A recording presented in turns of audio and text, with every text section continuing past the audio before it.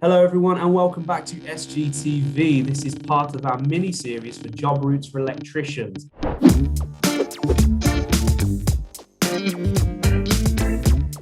We'll be talking about the different options that an electrician can take in their career. Today, we're going to be talking about lecturing.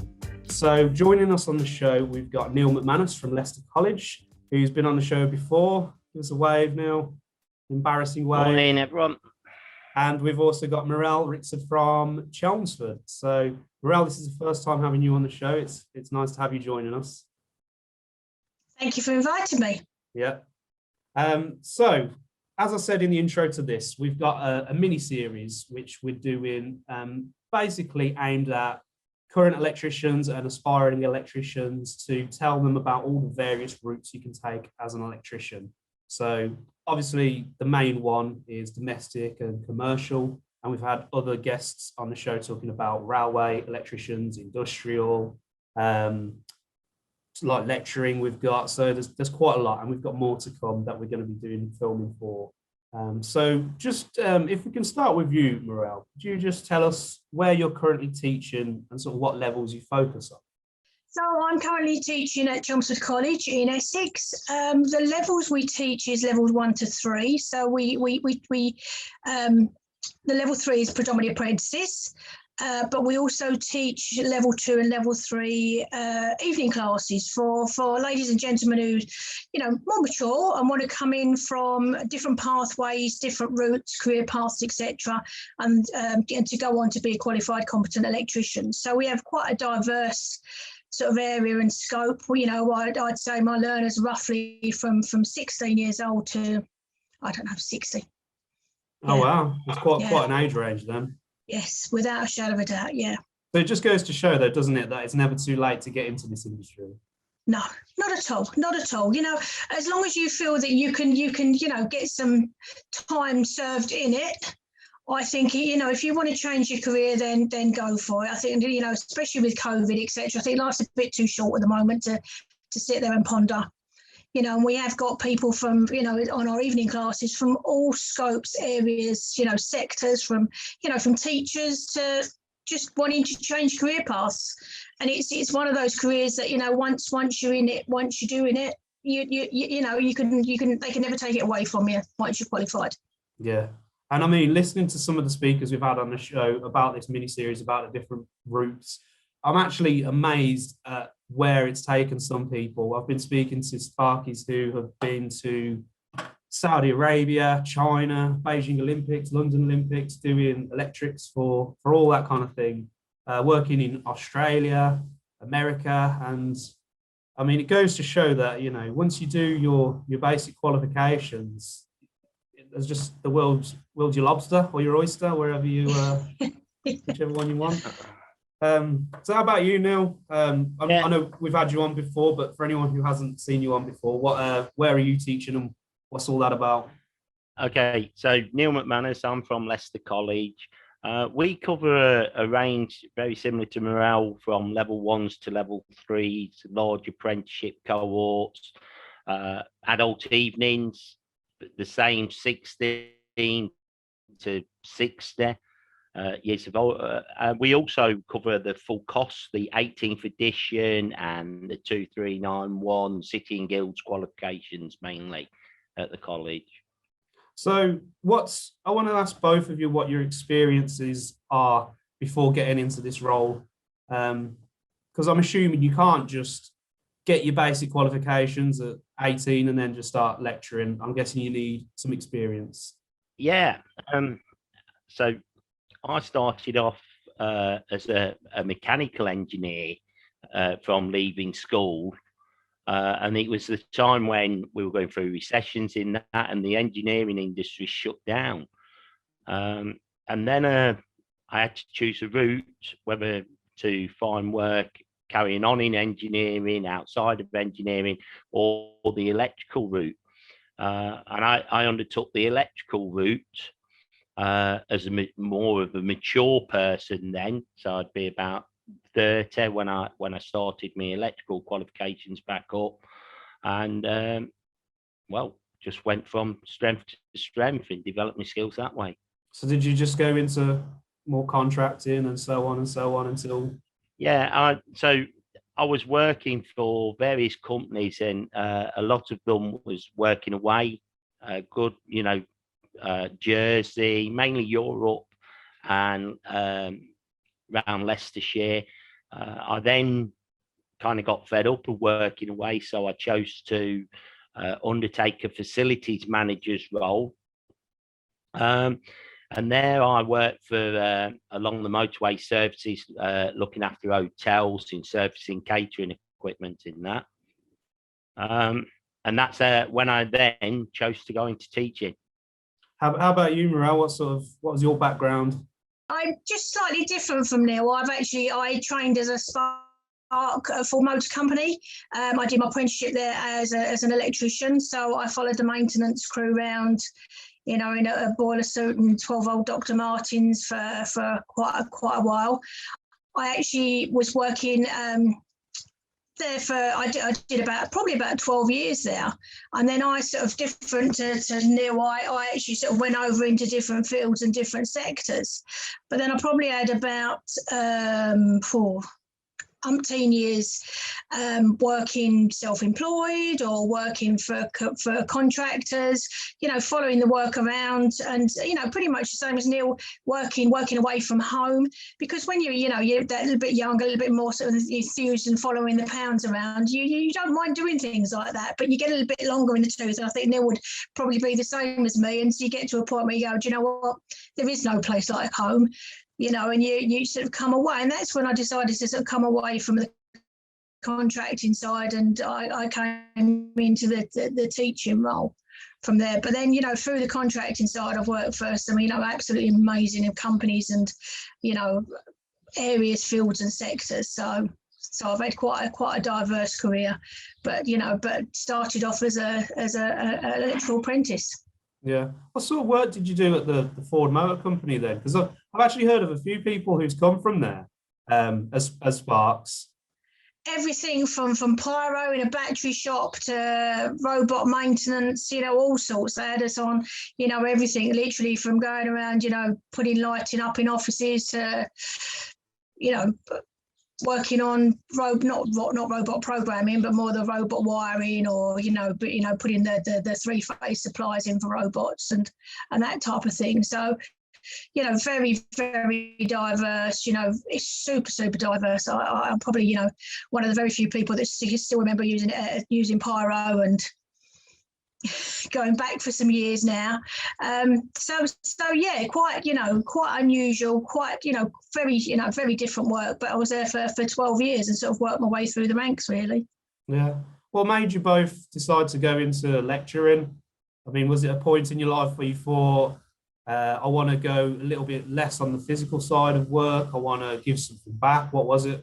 Oh, I still think it's quite physical. If you're in the workshop, it's still quite physical. Yeah. Believe me, when you're standing in front of 16 to 18-year-old boys putting a bubble in a bit of 20 mil galvanized conduit, then yeah, it's quite physical still. So not quite as much as being on the tools, but you've still got to do your fair amount of practical, putting scaffolding up, carrying ladders and that type of thing. So albeit, a more mature, overweight lady, I've still got to do those type of things. How about you, Neil? What made you want to get into it?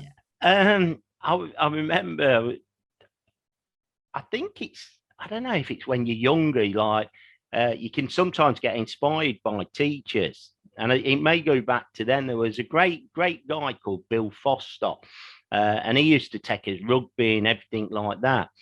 And it took me a long time to realise that teaching was my route. But I went on an evening course once, and I just thought, you know what, I feel that I'm teaching the tutor here, and I'm getting across to other people better than the tutor is. So the next day I went down and knocked on the door, and that was about 21 years ago. Yeah. Like, Mirelle's just sort of mentioned that it is still physical. So would you say it's quite a good balance between teaching theoretical and also getting a little bit physical yourself? Yeah, I think the the workshop, you're quite busy. There might only be small areas, but you're traveling from bay to bay to bay to support students. It does get tiring. And the other thing is you've got to be one step ahead all the time, because you're getting asked a question and you never know what question's going to be asked, but you've got to be thinking on your feet to give that answer while trying to teach them to do the skill. It's got to be easier on your knees as well, because you're not up in the rafters on your knees on cold surfaces. Yeah, that is one thing. I think that was another thing. I remember being in a terraced house above a bathroom, and again, I'm 6'4" in there. It was such a small enclosure, and it had the old polystyrene and straw insulating at that time. Trying to work in there was just horrendous. So yeah, you do need to look after your body at a certain age. Do you get to do site visits with your students? Yeah, we currently do. Yeah, we're actively involved in we're delivering the new T-level program. So that includes a lot of there's 315 hours work experience required for the student there. So we're actually working with some quite big companies like NG and the Kia Group, and visiting their sites and getting the employers to come into the college as well. And I don't know what Mirelle's thoughts are, but one of the big things I do is we don't have the full knowledge. It's like the regs book. We don't know everything in the regs book, but we know how to find it. That's the key thing. And the same with all the new technology. When you think of all the new technology coming out of the Scolmore group, the Zigbee and that, what's better than to pick the phone up and ask Darren to deliver to the students, you know, on a YouTube clip or whatever, because they're the experts. Exactly. Yeah. How about you, Mirelle? Do you get involved on site work? I do not so much now, where in my job role now, but I used to. You know, I used to go out and visit apprentices on site, etc. And it's quite interesting, you know. And I think, you know, for our own personal CPD, there's a lot of stuff out there, because, you know, we are shielded from the stuff, shielded from information in regard to, you know, the apprentices are there, it's while it's happening. So when you go out and visit sites and visit the apprentices on site, you actually, you know, it actually helps with your own personal CPD as well. So which I think is really good. But it's nice, it's nice seeing, I think the apprentices can relate to, you know, when they go out to site, what's the type of work that, you know, that we talk about when they're doing the level 2, you know, they're not quite sure, you know, why is that? It's applying the information that they've learnt. And I think you see that out on site. Do you think it gives students a bit of better trust in you both? I suppose if you're learning from someone in a classroom, you might struggle to think, oh, they don't know what it's like. Their sites are different these days. But if they see you on a site looking comfortable and not a fish out of water, so to speak, do you think it helps them relate and learn better? Definitely, without a shadow of a doubt, you know, and they know, you know, that we are picking up skills out on site the same way as they're picking up the skills out on site. Yeah, you never stop learning, no matter what field. Never ever stop learning. No. I think that's one of the key. Also, if they see you in the workshop, showing them the skill set, showing them little techniques that you developed on site and learned, they appreciate that when they see that you're doing it to tolerances and how you're doing it. If you like, there's a few different lecturing, trainer assessors, tutoring roles that are involved in FE colleges. So colleges have different structures set up, but you could have an external trainer assessor that goes out in and observes the apprentice on site. You could have then a lecturer that's teaching them the theory side. And then you've got what we call an internal trainer assessor that's developing their basic skills for them to use on site. So there's 3 different roles, if you like. You know, you've got the lecturer, you've got the internal trainer assessor that helps the student develop the basic skills, and then you've got the external trainer assessor that assesses the skills on site. So there's multiple variants of lecturer. Yeah. and teaching. In colleges, you have different setups. Some have a lecturer, trainer, assessor. Some have lecturers and trainers. It depends on the size of the college and, you know, what they find works best for them. So if someone in the industry wanted to get into lecturing, if they've, whatever stage they're at in their career and they feel it's time they want to get into lecturing, what qualifications, first of all, would they need?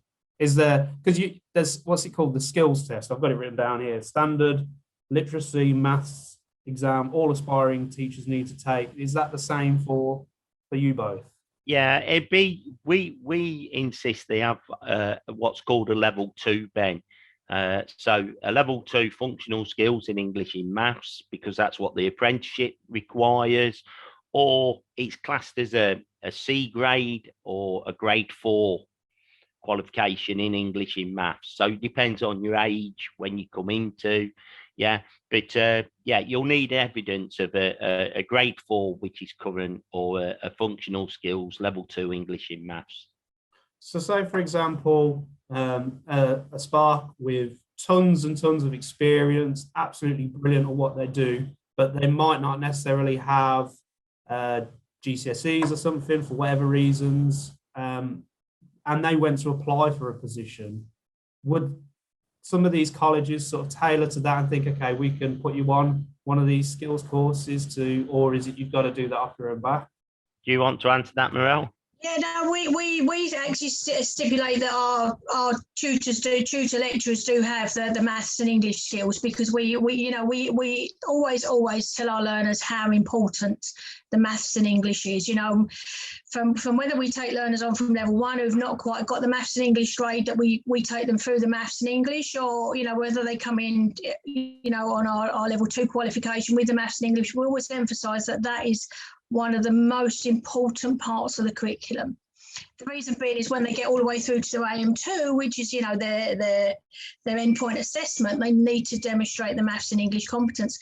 And the level 3, there's some quite tough maths and English in now. And I don't want to put people off, but you've got to have those basic skills. We also, you know, ensure that all the lecturer tutors are all qualified, competent sparks, because that way they've got far more credibility in a classroom than someone who hasn't.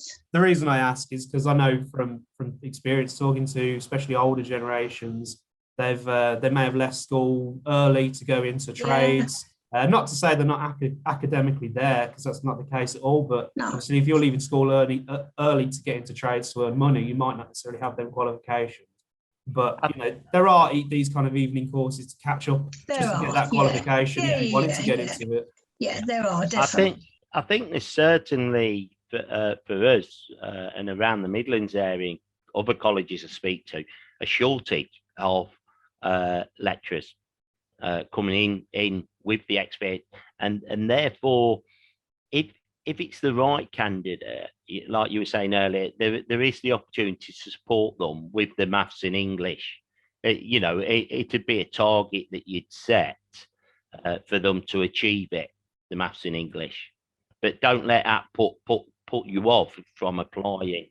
No, without, you know, we're the same. There is such a massive shortage. You know, there's government incentives at the moment, isn't there, for taking teaching further. So for people who want to come off the trade, and I've always sort of been quite passionate about that. You know, about people, you know, wanting to come off the tools to come into teaching, because there's some people there that, you know, think that have got this naive belief, concept that teaching's easy. It's not. You know, as Neil turned around and said, you've always got to be one step ahead of the learners in regard to it, and always got to be there to answer questions for the learners. But at the same respect, you know, it's such a giving job. You know, it's such a rewarding job to see, you know, after a year, our level 1s get, you know, progress to level 2s, to graduate to level 2s, absolutely amazing. Our level 2s progressing on to apprenticeships is amazing. And after 4 years, them coming back and, you know, shaking your hand and saying, you know, thank you very much. It's got to be one of the most rewarding, you know, parts of rewarding jobs going in respect to that. And I always sort of, you know, try and find different ways to get people to come off of the tools and come into teaching, because, you know, there's a lot of people out there that like the sound of their own voice. which I think a lot of our tutors and lecturers do. You know, we do like talking. We're not the introvert type where, you know, we can hold our own in a class, because you can imagine it's, you know, it can be a class up to sort of 20 students. But, you know, it's a very, very rewarding trade, you know, area to be in. I've come into teaching and I've never turned back. You know, I've always turned around and said, you know, that's my niche.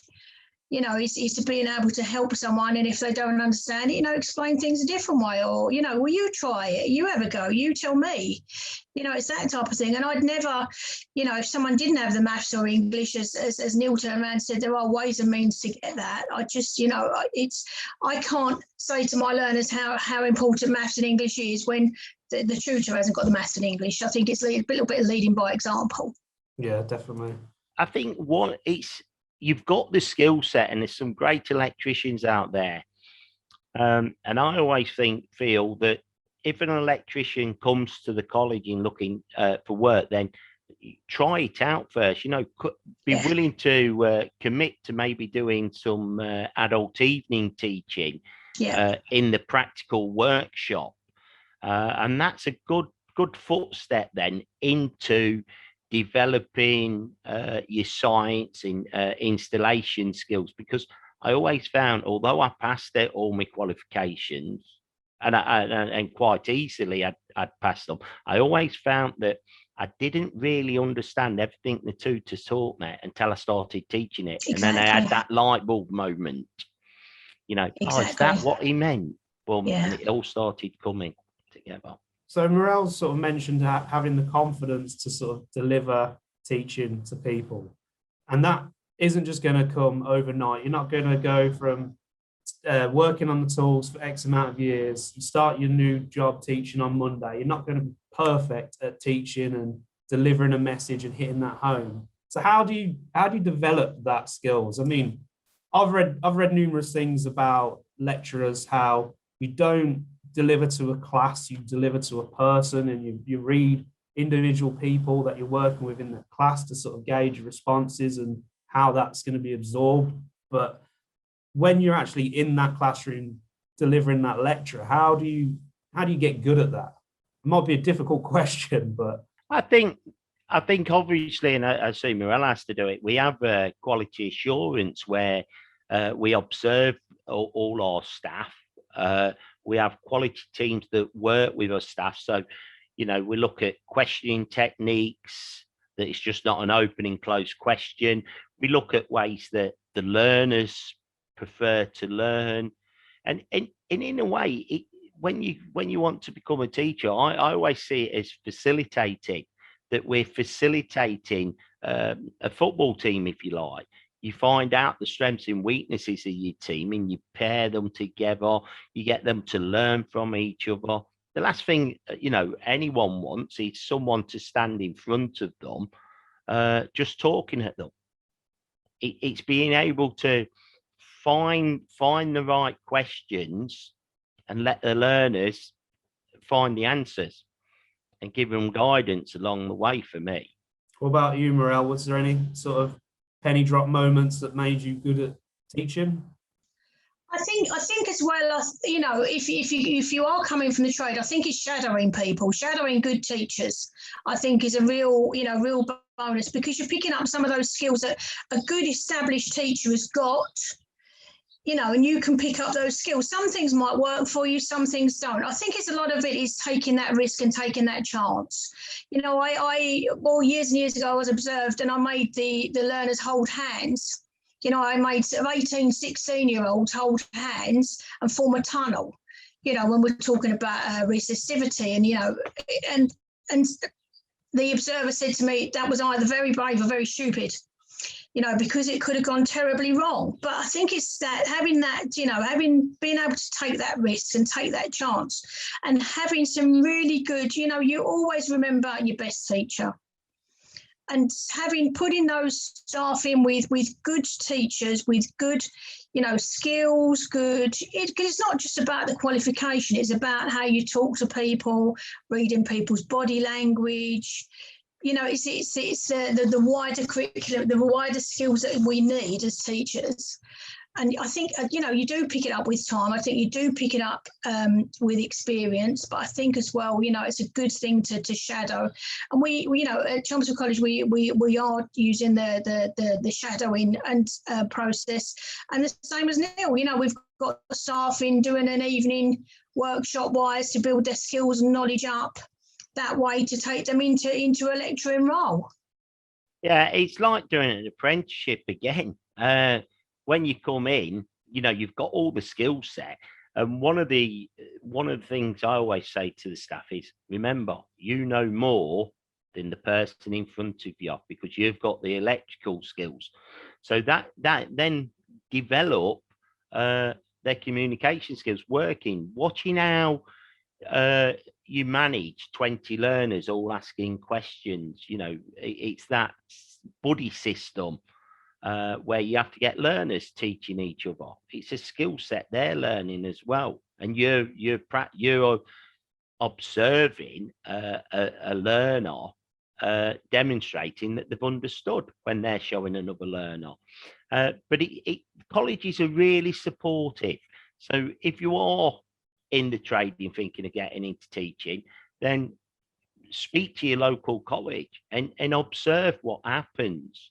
Is that how you apply for these jobs as well? Just speak to the colleges that you might be interested in working for? Yeah, I'd definitely pick up the phone. I'm a great believer, knocking on a door in, you know how busy everyone is and emails get lost, and I'll deal with that tomorrow.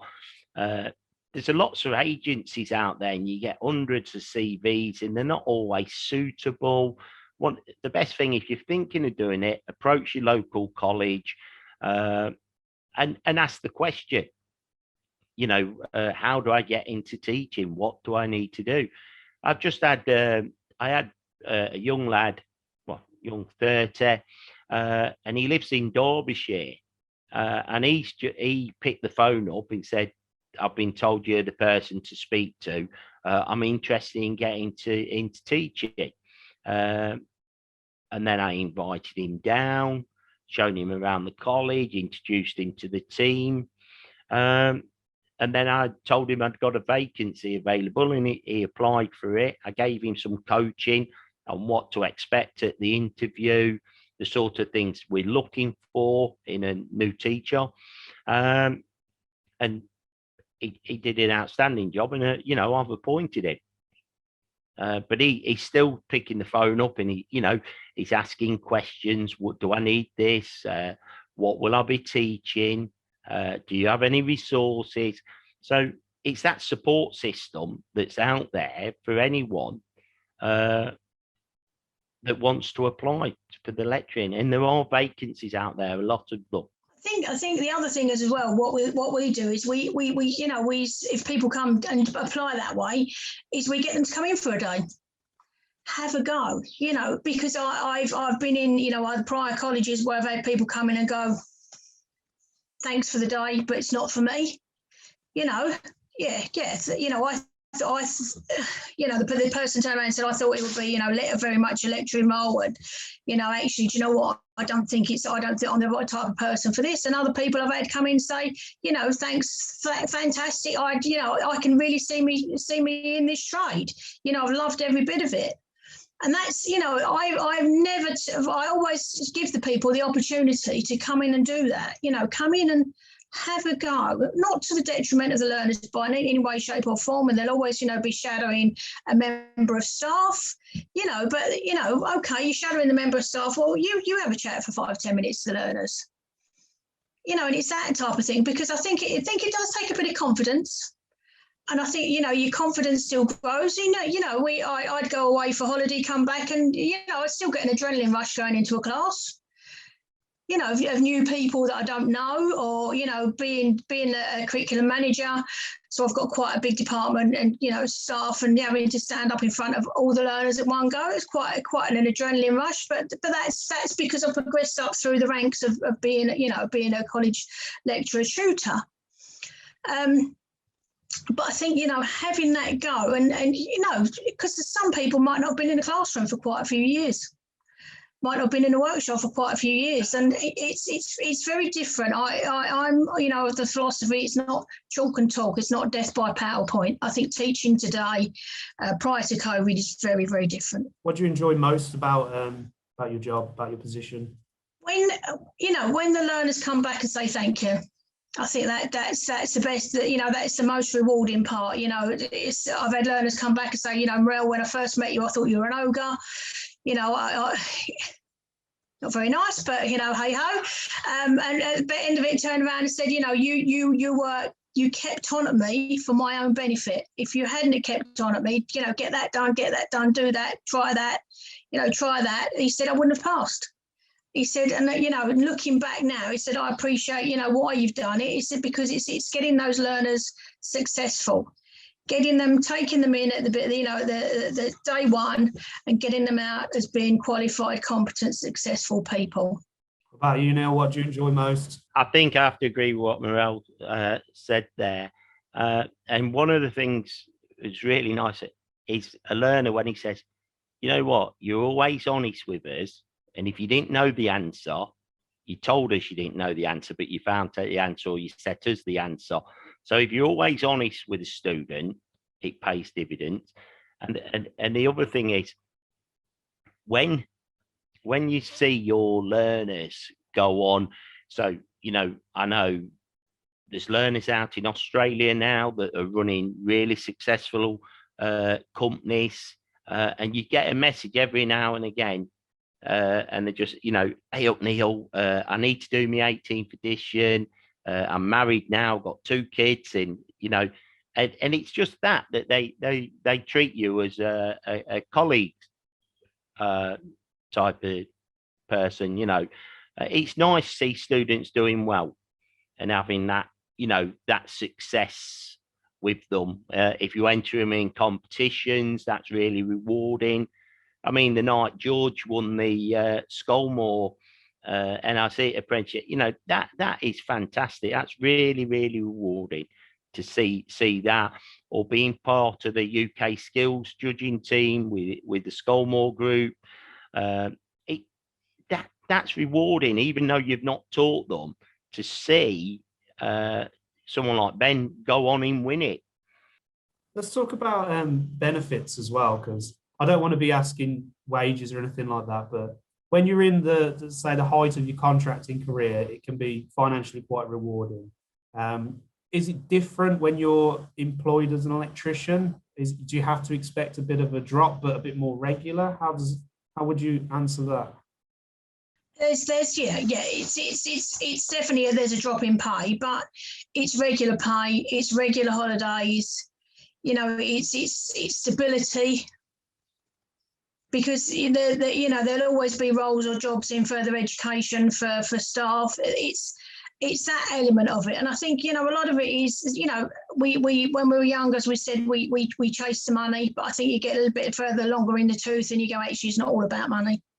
It's about satisfaction, and I think this is I've never been in a job role where you've got, I like seeing an end product. That's the way I work, is seeing an end product, and to see those learners as being the end product. And I don't mean them in a derogatory way that they are a product, but to see that product, that learner being successful is rewarding. And I'm not saying it compensates for any money in any way, shape or form. It doesn't, but, we all appreciate that we've got to take, there's some big bucks out there. But then there's some times when you're out in that sector where there's no money coming in. You could be in a situation with no money. So, it's having that stability without a shadow of a doubt. It's definitely stability. It's a journey. It's like starting as an apprentice again. You don't start off on the top scale until you've achieved your teaching qualification, which you're supported with. You're given remission time off, but you're not doing long hours. You're not working Saturday and Sunday. You're not worrying where the next book's coming from, because you've got a contract, and it's a contract for 37 hours. If you work overtime, you're obviously paid it. If you work an evening, you're given remission off for the evening. You get very good holidays, the school holidays. A lot of teachers still are preparing notes in that when they first start off. It's not easy teaching. The first year, I always say, if you can get through the first year, you'll last. Because in the first year, you're learning about behaviors. A nursery manager with 20 students in front of them. You've got, 16 to 18-year-old students that you're trying to qualify and trying to input knowledge to, and they're not listening. So it's learning that skill set. Have you been tempted to get the ruler out or the cane? Or a bit of conduit would do it, wouldn't it, these days? Probably wouldn't be sitting here talking to you now if we did that, yeah. I'm sure it's a thought. I think like I say, if you speak to them properly and you don't try and dictate to a learner and you're honest with a learner, and I also put it back onto them. Do you want to be here to learn? If you don't want to be here, it might be time that we talk to your employer. And that seems to have an effect on them for some reason. Got me scared then. So you also get the nice big holidays, don't you? What is it? It's 6 weeks for school, but college it's longer, isn't it? Isn't it like 8 weeks? No, we're actually a week less than schools. Oh, okay. It works out bank holidays. I think 44 days plus bank holidays. The managers don't get that. I'm sure me and Mirelle don't get them. But as a lecturer, like I say, but the staff are always doing things. They do tech work home. They do. I know the staff at Leicester College are always trying to develop new resources, come up with new ideas of teaching in that.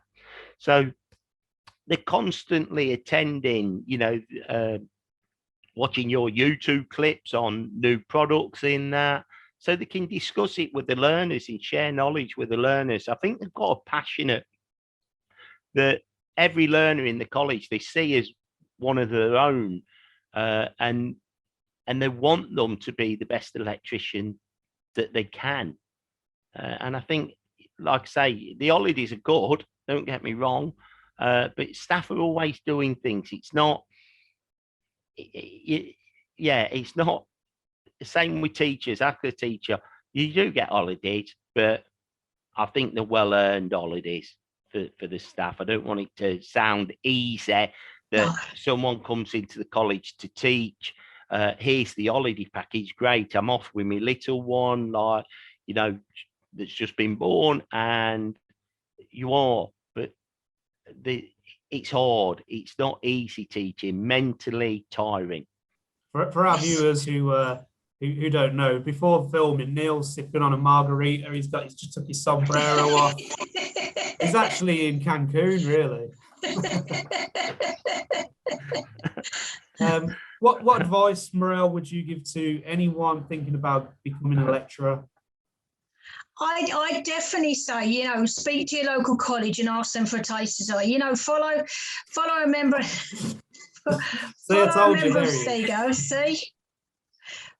Follow that member of staff around, speak to the lecturers, speak to the tutors, have a chat with them, see what it's actually like. Because I said, I've had people come in for taster days that have gone, do you know what? I hold my hands up to you guys. It's not for me. It is a tough career to be in, without a shadow of a doubt. As Neil turned around and said, you've got to be one step ahead of those learners. You're probably making more decisions a day than, I heard someone say a statistic, you make more decisions a day than a brain surgeon makes. I don't know whether I can believe that or not, but, you're making those decisions constantly. You're thinking, you've got to be on your feet constantly. You do your 10,000 steps quite easily. Believe me, it's because you're always on your feet, and you've always got to be alert, aware, one step ahead. But I as I said, it's got to be one of the most rewarding roles I've ever been in regard to that. And go to your local college, have a chat with your local college, because we love people who've coming in from the industry, because some of us are a little bit more longer in the tooth, albeit we do our CPD, and we watch the Scolmore group YouTube clips, etc. We do all that, but we're a little bit longer in the tooth than someone who's coming in fresh from the trade, you know, I've got a couple of lecturers now have come in fresh, they're a little bit younger, and you know, they're very, very well respected with the learners. Not saying that our more mature lecturers and tutors aren't real well respected with the learners, but they're, you know, they're more on their level. And I just try it, basically. Just give it a go. Yeah, I've got two young lads, 27, I would guess, Connell and Kishan. They were ex-students. They started on a full-time course, then got into an apprenticeship. Then they've set up their very successful business. And then, you know, through COVID in that, they couldn't get out, couldn't do work.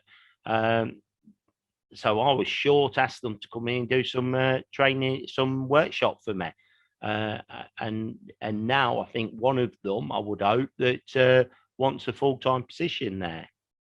So it is rewarding when, you know, these students grow up and mature, and they don't forget, you know, a good teacher. They keep in contact.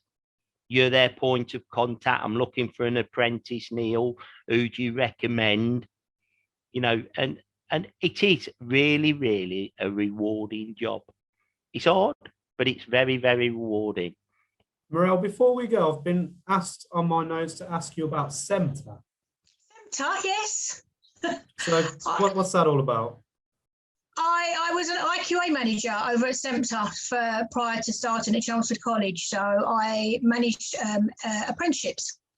Okay. So that was my role. I had apprentices over literally from Birmingham down to Plymouth. So yeah, that's quite a bizarre question. Okay. Yeah, I had it on my notes. I don't know whether that will make the final cut or anything like that. You know, I've been blessed with SEMTA. I had apprentices at British Airways. I've had apprentices at Mercedes F1, Mars Chocolate. You know, and believe me, going into the Mars Chocolate factory, there is no Oompa Loompas. I was very disappointed. I've had, you know, apprentices all over. You know, fantastic apprentices.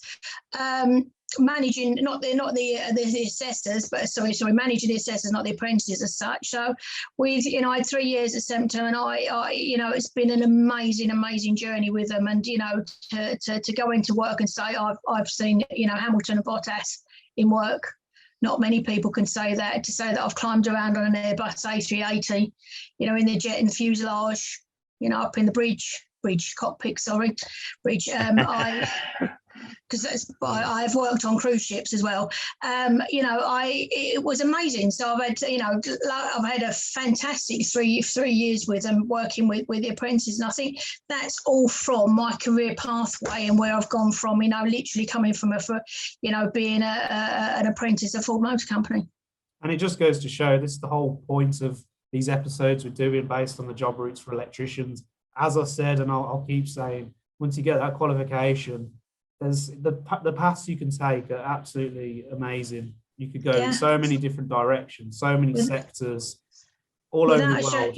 Yeah. You know, I've worked on cruise ships. I've worked for different. You know, I've done a bit of work on a Disney cruise ship. You know, I've worked for all the big car manufacturers, from Jaguar Land Rover to Aston Martin.